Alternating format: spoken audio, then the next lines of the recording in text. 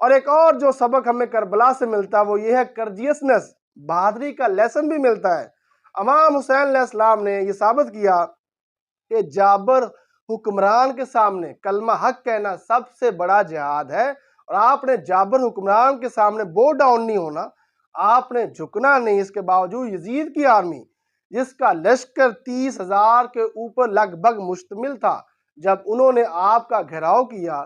تو آپ نے جو ہے وہ بہادری کے ساتھ سامنا کیا، آپ نے بہادری دکھائی، آپ نے یہ کہا کہ میں جو ہوں میں بہادر شخص ہوں، میں جابر حکمران کے سامنے میں جھک نہیں سکتا، میں جو ہے اس کے سامنے ووٹ ڈاؤن نہیں ہوں گا، میں اسے ووٹ کاسٹ نہیں کروں گا۔ تو یہ بھی سبق ہمیں امام حسین علیہ السلام کی شہادت سے حاصل ہوتا ہے کہ آپ کے علاقے میں جتنے بھی جابر لوگ رہتے ہوں، آپ نے ان سے نہیں ڈرنا۔ آپ کے علاقے میں، آپ کے شہر میں، آپ کے ملک میں جتنے بھی ظالم لوگ رہتے ہوں، اگر آپ کو ڈراتے ہوں، آپ کو وہ ہے آپ سے بدتمیزی کرتے ہوں، آپ نے ان سے نہیں ڈرنا۔ یہ بھی سبق ہمیں امام حسین علیہ السلام کی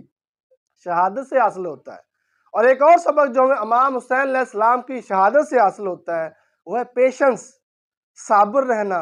صبر کے ساتھ رہنا، اللہ سے شکوے شکایتیں نہیں کرنی۔ آپ دیکھ لیں جب یزید کی آرمی نے حضرت امام حسین علیہ السلام کی فیملی کا اور ان کا پانی بند کر دیا تو آپ نے شکوہ شکایتیں نہیں کی، حالانکہ پانی کے بغیر انسان مر جاتا ہے۔ آپ نے خاموشی کے ساتھ جو ہے وہ چپ رہے، آپ نے یہ نہیں کہا کہ اللہ میرے ساتھ آپ نے کیا کر دیا، پانی اویلیبل نہیں ہے۔ آپ یہ دیکھ لیں جب یزید کی آرمی نے امام حسین علیہ السلام کو اور ان کے فیملی ممبرانز کو جب شہید کرنا شروع کر دیا تو پھر بھی آپ دیکھ لیں امام حسین علیہ السلام کی زبان پہ شکوے شکایتیں نہیں آئیں، انہوں نے کہا یا اللہ جیسے آپ رکھیں ہم ویسے خوش ہیں۔ آپ یہ بھی دیکھ لیں جب امام حسین علیہ السلام کے سب سے چھوٹے بیٹے جو 6 مہینے کے تھے جن کا نام علی اصغر تھا، جب انہیں بھی شہید کر دیا گیا تو پھر بھی آپ نے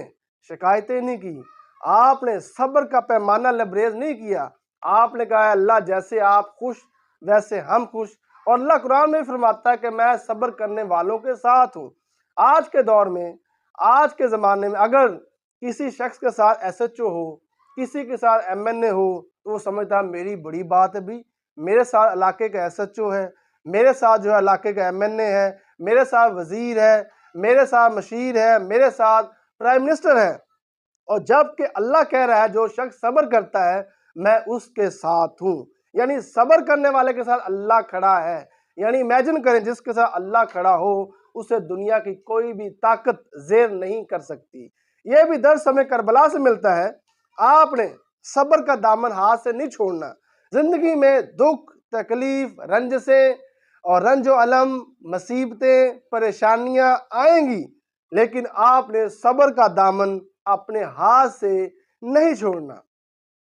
اور ایک اور سبق جو ہمیں کربلا سے ملتا وہ یہ ہے پارٹیسپیشن، اور لیڈیز کو بھی ہم دیکھتے ہیں کہ نبی پاک صلی اللہ علیہ وآلہ وسلم کے نواسے حضرت امام حسین علیہ السلام کی بہن زینب سلام اللہ علیہ بھی وہ قافلے میں شامل تھی، وہ بھی امام حسین علیہ السلام کی ڈھارس بندھا رہی تھی، وہ بھی غم گسار تھی، وہ بھی امام حسین علیہ السلام کو پریشان نہیں ہونے دے رہی تھی۔ یعنی عورتوں کا بھی معاشرے میں رول ہے، عورتوں کو بھی مردوں کے شانہ بشانہ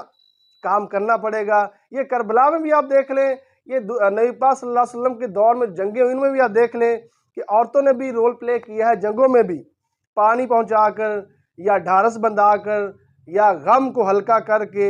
یا اسے اچھی طرح سمجھا کے انہوں نے جو ہے عورتوں نے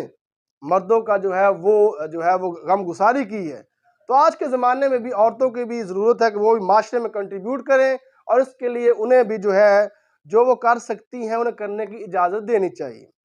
دوستو اینڈ پہ میں آپ کو یہ بتانا چاہوں گا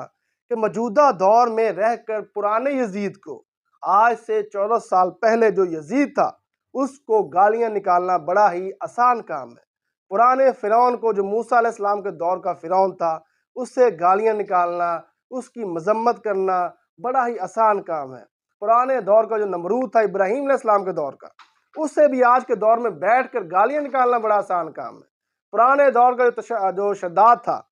اس سے بھی آج کے دور میں بیٹھ کر گالیاں نکالنا بڑا ہی آسان کام ہے، لیکن موجودہ دور میں رہ کر موجودہ دور کے یزید کو للکارنا، موجودہ دور کے فرعون کو للکارنا، موجودہ دور کے شداد کو للکارنا، نمرود کو للکارنا بڑا ہی مشکل کام ہے۔